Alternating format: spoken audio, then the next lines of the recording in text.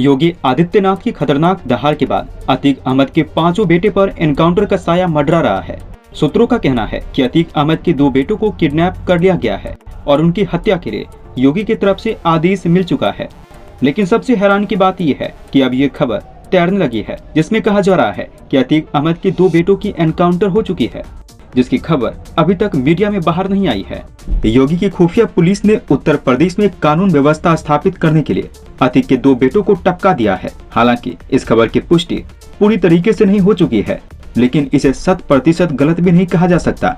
राजूपाल हत्याकांड के मुख्य गवाह उमेश पाल की हत्या के बाद आरोपी माफिया अतीक अहमद के दोनों नाबालिग बेटों पर सस्पेंस बरकरार है कि आखिर दोनों कहां गए, जिसके बाद ये अंदेशा लगाया जा रहा है कि योगी के आदेश के बाद पुलिस ने एनकाउंटर के दौरान अतीक के दोनों बेटों का काम तमाम कर दिया है। पुलिस ने बताया है कि दोनों को बाल संरक्षण गृह में रखा है, लेकिन उनकी मां के मुताबिक वो वहां पर नहीं है। अब सवाल उठता है कि दोनों को आसमान निगल गया या जमीन खा गई। कई लोग का मानना है कि पुलिस झूठ बोल रही है। सच्चाई तो ये है कि अब अतीक के दो बेटे जिंदा है ही नहीं, उनका खेल खत्म हो चुका है। शहर के धूमनगंज इलाके में 24 फरवरी को उमेश पाल की बम और गोलियां बरसाकर दिन दहाड़े हत्या कर दी गई थी, जिसमें उमेश की सुरक्षा में तैनात दो पुलिस वाले भी शहीद हो गए हैं। इस खुलेआम दर्दनाक हत्याकांड के बाद योगी का खून खौल गया था और वे हर हाल में बदला लेने के लिए तड़प रहे थे। हत्या के मामले में अतीक अहमद के पूरे परिवार पर नामजद और कुछ अज्ञात पर धूमनगंज थाने में एफआईआर हुई है। हत्या के बाद से दोनों नाबालिग बेटे आजम और अवान गायब हैं। लोग बता रहे हैं कि इन्हें योगी के इशारे पर ही गायब किया गया है।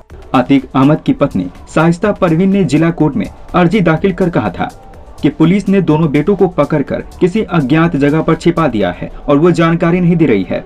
अतीक के परिवार को डर है कि योगी उनके दोनों बेटों का एनकाउंटर करा देंगे। वहीं पुलिस ने कोर्ट में बताया है इस नाम का कोई भी व्यक्ति उनकी कस्टडी में नहीं है। पुलिस के बयान के बाद जबरदस्त हड़कंप मचा है। सीजीएम कोर्ट में अतीक अहमद की पत्नी ने बार बार अर्जी डाली और अपने दोनों बेटों के बारे में जानकारी मांगी, तो धूमनगंज पुलिस ने कोर्ट को एफिडेविट देकर बताया कि 2 मार्च को कसारी मसारी इलाके में आजम और अवान लावारिस हालत में घूमते दिखे, तो दोनों को खुलताबाद के बाल संरक्षण गृह में दाखिल करा दिया है। इस पूरे मामले में बड़ा घोलमेल चल रहा है।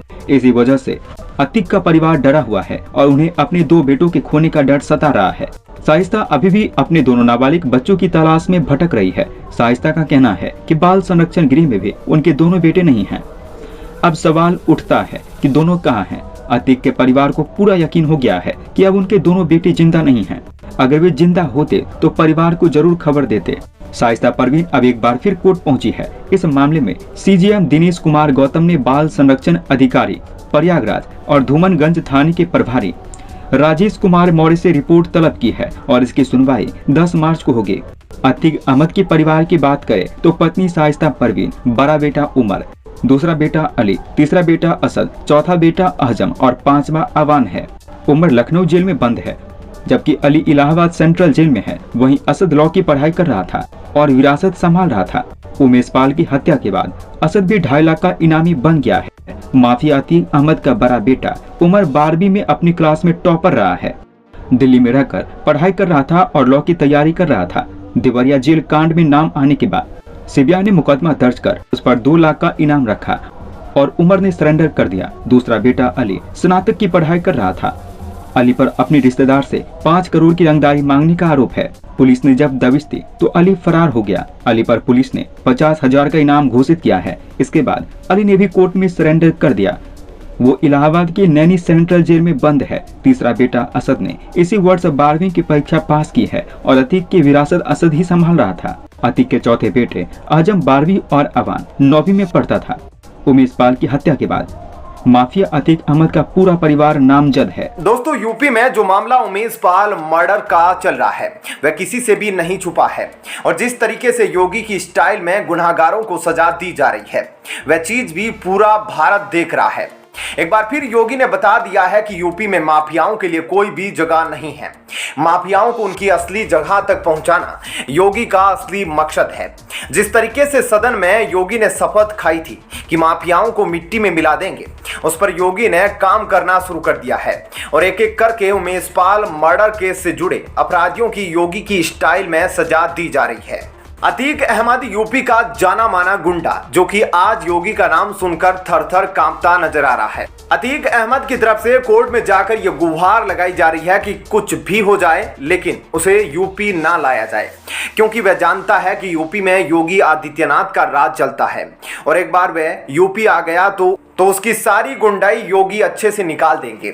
यहां तक कि अतीक ने यह भी बात कोर्ट में कह दी कि उसे डर है कि उसकी गाड़ी कहीं पलट ना जाए और उसका एनकाउंटर ना कर दिया जाए। उमेश पाल हत्याकांड के 48 घंटों के भीतर ही अपराधी का एनकाउंटर हो गया था। बताया जा रहा है कि अरबाज अतीक का काफी ज्यादा करीबी था। जब उमेश पाल हत्याकांड को अंजाम दिया गया तो उस वक्त वह गाड़ी चला रहा था। इसके अलावा उमेश पाल की हत्या के तुरंत बाद से ही यूपी में गिरफ्तारी का दौर चल रहा है और गुनाहगारों के घर पर बुलडोजर चल रहा है। सोमवार को एक बड़ी खबर निकलकर सामने आई जिसमें राजू पाल हत्याकांड के मुख्य गवाह उमेश पाल और उनके गनर निषाद पर पहली गोली चलाने वाले उस्मान उर्फ विजय भी पुलिस एनकाउंटर में मारा गया। हमें देखने को मिल रहा है कि प्रयागराज पुलिस उमेश पाल के मर्डर के लिए जगह जगह पर छापेमारी कर रही है और गुनाहगारों की तलाश जारी है। इसी बीच एक एनकाउंटर हुआ जिसमें अतीक का सबसे करीबी उस्मान चौधरी मारा गया। पता यह भी चला है कि उस्मान को विजय के नाम से भी जाना जाता था। योगी की तरफ से लिया गया एक्शन कामयाब रहा और इसके बाद धड़ाधड़ हमें देखने को मिला कि बीजेपी नेताओं की तरफ से यह बयान आने लगे कि योगी ने जो कहा था करके दिखाया है। माफियाओं को मिट्टी में मिला दिया और सर उठने से पहले ही कुचल दिया। अगर योगी की तरफ से इस पर कोई बड़ा काम नहीं किया जाता तो यहाँ पर माफियाओं का सर एक बार फिर से उठता हुआ नजर आता, लेकिन यहाँ पर योगी ने सर उठने से पहले ही सर को कुचल दिया। एक बार फिर भयानक तरीके से यूपी में योगी की जीत हुई है। योगी की तरफ से लिए इस भयानक एक्शन को देखकर बाहुबली कहे जाने वाले गुंडे भी अपने बिल में जाकर छुप चुके हैं और कुछ लोग तो अंडरग्राउंड हो चुके हैं, क्योंकि जानते हैं कि योगी है तो गुंडागर्दी नहीं हो सकती।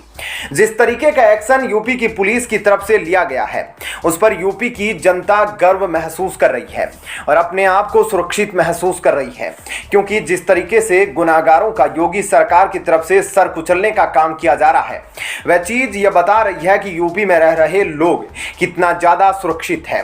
जिस तरीके की कार्यवाही योगी सरकार की तरफ से की जा रही है उसको देखकर गुनाह करने वाले यह तो समझ जाते हैं कि इस गुनाह के बाद हो सकता है उनका भी एनकाउंटर हो जाए।